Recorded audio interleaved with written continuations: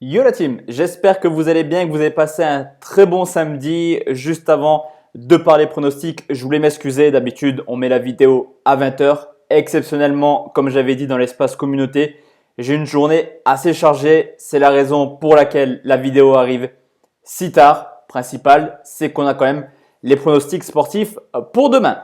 Juste avant de partir sur mes 6 paris sportifs que j'ai analysés pour vous demain, on va forcément faire le bilan de ce qui s'est passé hier à la fois chez Cashback et sur la chaîne YouTube. Tout d'abord, chez Cashback, on était parti sur un seul pronostic, un safe, 12% de la bankroll. C'était notre avis sur ce match. Lyon au nul et plus d'1,5 but. C'était coté à 1,45. Ça passe assez facilement. Victoire de Lyon 4-0. Alors certes, les deux cartons rouges de Nîmes nous ont permis de valider ce pronostic très sereinement, mais le principal, c'est de voir du vert sur la chaîne. Si vous aussi, vous voulez nous rejoindre chez Cashback, le lien est juste en dessous dans la description et vous avez 30% de réduction avec mon code promo DPF30. De mon côté personnel, car sur Cashback, on est plusieurs sur YouTube, je suis tout seul. 2 sur 3 sur les pronostics d'hier, on valide la victoire de Benfica à Boavista et le fait que l'AS Rome ne perde pas à l'Inter 0-0 score final.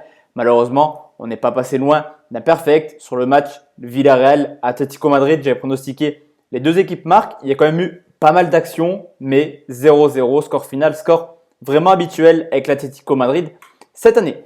Pour demain, la team, je vais utiliser encore une fois la technique. Si le premier combi passe, je ne joue pas le deuxième et inversement. Alors, je sais que c'est une technique très peu appréciée par bon nombre de personnes qui me suivent, mais le principal, c'est vraiment d'avoir une bankroll dans le vert, une bankroll cohérente. Et cette stratégie-là me permet la plupart du temps, pas à 100%, mais la plupart du temps de dégager du bénéfice sur la journée. Si le premier combi passe, peu importe ce qu'il se passe, on sera en bénéfice.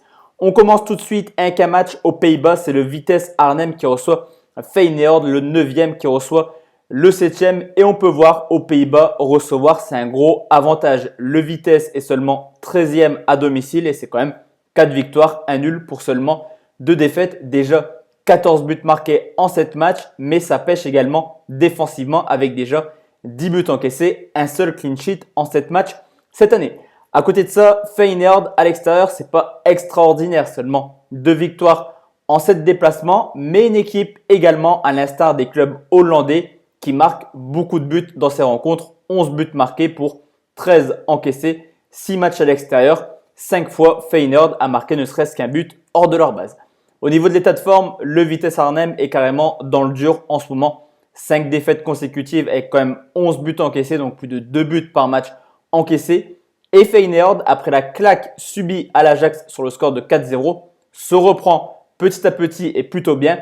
4 victoires consécutives. À domicile, les matchs du Vitesse Arnhem sont souvent fructueux en termes de buts. Cette rencontre, 6 fois au moins 3 buts. Du côté de Feyenoord, c'est pareil, 7 déplacements, 4 fois au moins 3 buts. Et les deux équipes tournent une moyenne assez impressionnante de 3,4 buts. Le Vitesse à domicile et Feyenoord à l'extérieur. C'est un match hollandais. Comme pour les Allemands, ça marque énormément. Plus de 2,5 buts et c'est coté 1,42. Je combine ce match avec une rencontre en France. C'est l'AS Saint-Etienne qui se déplace à Reims, le 11e contre le 6e. On avait parlé récemment, Reims qui pour moi, petit à petit, vraiment rentre dans le rang de cette Ligue 1. Et à domicile, on s'ennuie et clairement, Reims, c'est tout simplement la plus mauvaise attaque à domicile, mais également la meilleure défense à domicile. 5 nuls en 8 matchs. Vous l'aurez compris, les matchs de Reims, souvent 0-0 ou 1-1. Du côté de Saint-Etienne, à l'extérieur, c'est tout rouge ou c'est tout vert. 4 victoires pour 4 défaites, mais l'état de forme, là aussi, il est complètement différent des deux équipes.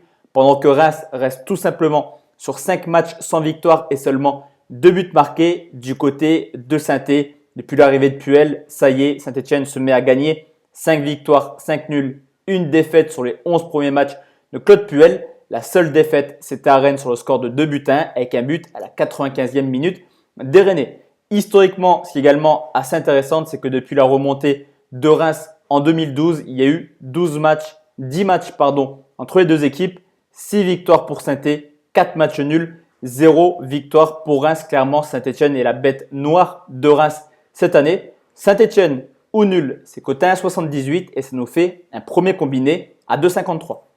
Deuxième combiné, la team est direction la Belgique, c'est Anderlecht qui reçoit Charleroi, le 11e qui reçoit le 5e Anderlecht qui a déjà 7 points de retard sur Zulte Waregem. Ça fait beaucoup quand même pour les Mauves qui à domicile traversent également une saison complètement noire. Seulement 3 victoires en 9 matchs, mais tout de même 12 buts marqués. Ça gagne très peu, mais Anderlecht a toujours ce talent offensif cette année.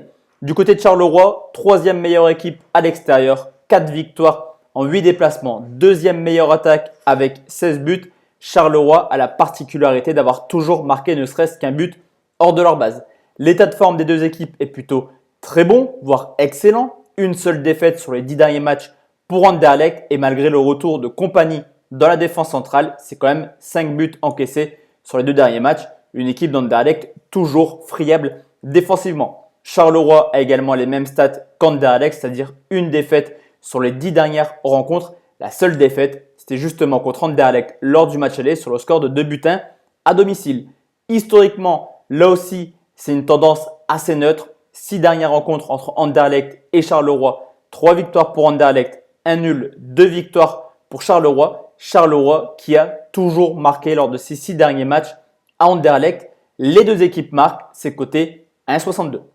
Je combine cette rencontre avec un match au Portugal et c'est le Sporting Portugal qui reçoit Moreirense, le 4e qui reçoit le 11e. Pour le titre, c'est fini pour le Sporting, 16 points de retard, alors que Moreirense est clairement dans son objectif de match cette année, déjà 6 points d'avance sur le 17e Passos de Ferreira. À domicile, les stats du Sporting, elles sont moyennes, voire mauvaises pour une équipe du calibre du Sporting du Portugal. 3 victoires pour déjà 2 défaites, mais ils ont la chance de recevoir une équipe de Moreirense beaucoup plus à l'aise à domicile qu'à l'extérieur. 80% des points de Moreirense cette année étaient à domicile, à l'extérieur. 3 nuls, 3 défaites pour 0 victoire. Le Sporting est plutôt pas mal en ce moment après un septembre catastrophique où ils perdaient tous leurs matchs, même à domicile. Ils restent tout simplement sur 5 victoires de suite chez elles. L'Europa League, ok, ils sont qualifiés. En témoigne une belle victoire 4-0 contre le PSV Eindhoven. Et Moreirense, c'est compliqué. Certes, il y a une victoire lors de la dernière journée contre Aves, mais cette victoire a mis fin à 7 matchs sans victoire pour Moreirense. 15 buts encaissés sur les 7 dernières rencontres. Historiquement, forcément, le Sporting est favori et généralement, ils font le taf à domicile. 4 victoires, 1 nul sur les 5 derniers matchs. Le Sporting est capable de s'imposer. Je vais les tenter. Victoire du Sporting côté 1,30 qui nous fait un deuxième combiné à 2,12. Et enfin la team, dernier combiné. Alors ce combiné, je le répète, mais je joue que si les deux premiers ne sont pas gagnants. On commence en Italie, c'est le Milan AC qui se déplace à Bologne, un match de milieu de classement entre le 12e et le 11e. On le savait, Milan sont en transition cette année. Et Bologne à domicile, c'est vraiment un bilan neutre, partagé, sans aucune raison. 2 victoires, 2 nuls, 2 défaites, 9 buts marqués, 9 buts encaissés. Clairement, Bologne est capable du meilleur comme du pire à domicile.